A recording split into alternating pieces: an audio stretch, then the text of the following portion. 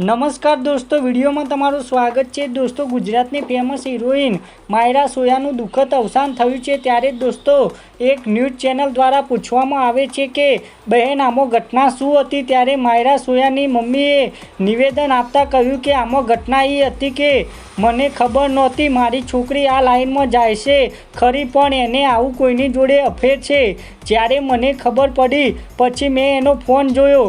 Phone જોતી હતી એટલે મેં કહ્યું કે મેઘુ ફોન કેમ આવો। પછી એને મને કીધું કે મમ્મી મારે જયેશ સોઢા આગળ અફેર છે। 6 મહિના સુધી મેં એને કીધું કે પરણેલો તો નથી ને, તો એણે કીધું ના મમ્મી પરણેલો તો નથી, એની જોડે શૂટિંગ લાઈવ પ્રોગ્રામ બધું જ કરતી, એની સિવાય કોઈની જોડે કામે નથી જાતી, ખાલી જયેશ જોડે જ કામે જાતી, કોઈ બીજાની જોડે ના જાતી। તો મેં કહ્યું સારું, તે પરણેલો ના હોય તો આપણે તારા મેરેજ એની જોડે કરાવી દઈશું। જયેશને તું આપણા ઘરે બોલાવજે।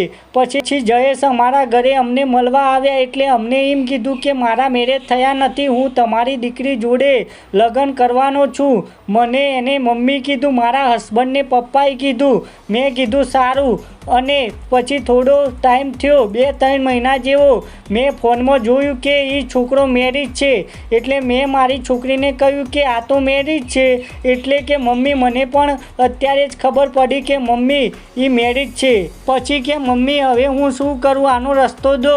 મેં કહ્યું મારા દીકરા તું વળી જા। પછી બંને માણસ થઈ ટોર્ચર કર્યું મારી છોકરીને। એ ફોનમાં બધું પ્રૂફ છોડીને જ ગઈ છે કે હું તારી જોડે મેરેજ કરીશ અને બધું શોષણ જ કર્યું છે।